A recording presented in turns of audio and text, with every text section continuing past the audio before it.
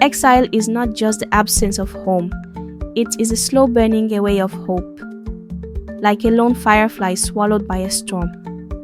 Obaoluwa wandered into the forest of whispers, where the trees did not sway to the wind, but to the breath of ancient spirits. Here, the sun forgot to rise. Here, even the gods averted their eyes. They had banished him. But in doing so, they had unleashed something the earth itself could not silence.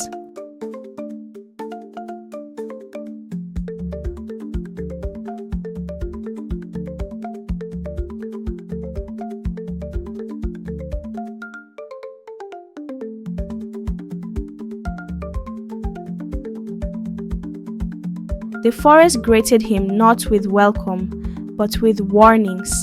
Snakes that slithered like gossiping tongues, shadows that stretched longer than their owners. Hunger gnawed at Obaoluwa's belly like rats on a sacred drum.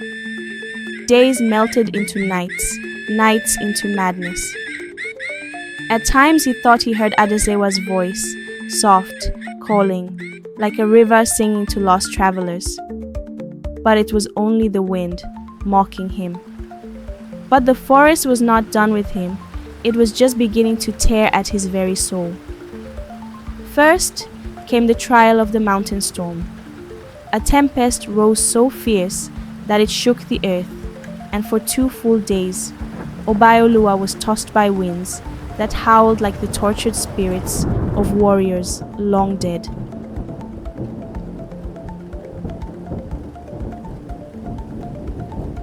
His body battered, his strength almost gone, he climbed, climbing as if the storm itself was his enemy. When the winds died down, he was left standing atop a broken peak, a warrior tempered by wind and stone. Next, the trial of the hungry shadows.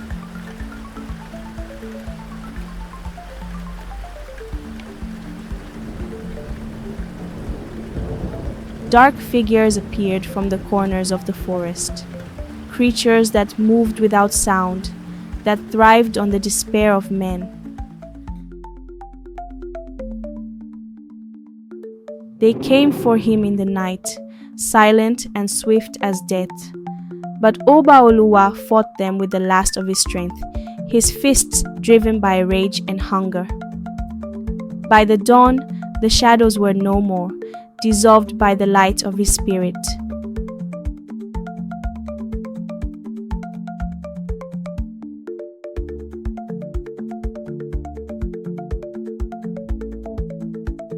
The third trial was the trial of the bitter water.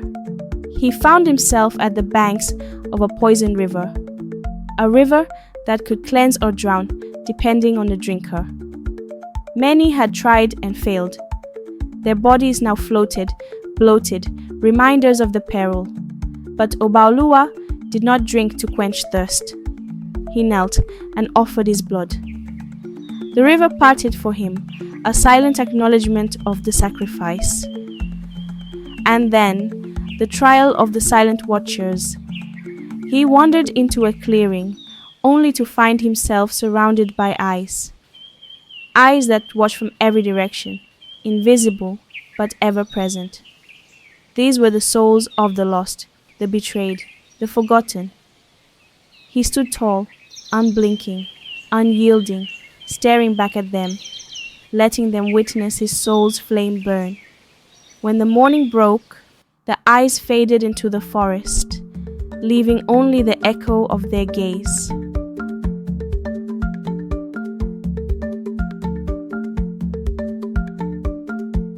And through it all, Obaoluwa fought, because there was no other choice. His body, his mind, his very spirit had been stripped bare, and still he marched on.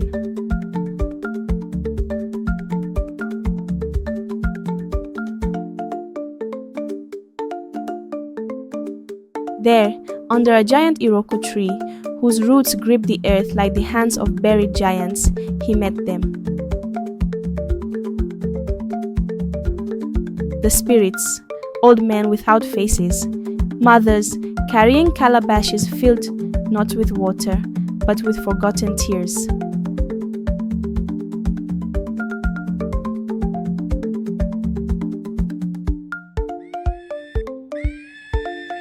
They circled him like vultures around a dying lion.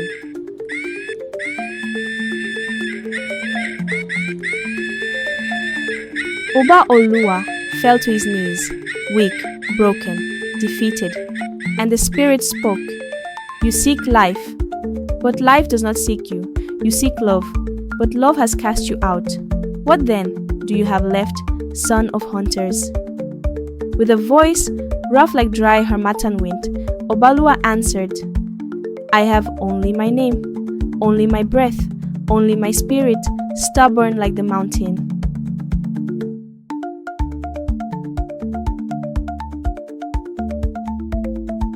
The spirits laughed, a sound like dry bones dancing on stone. And in that cruel laughter they saw a spark, a flame, something the world thought they had buried, but the gods had secretly planted.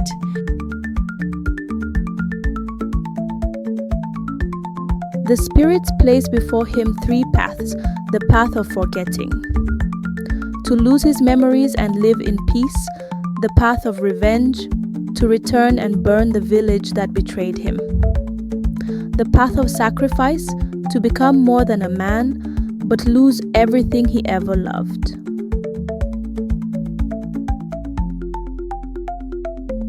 Obaoluwa stood at the crossroad, heart pounding like a drum of war, and as the first light of dawn dared to creep into the haunted woods, he made his choice.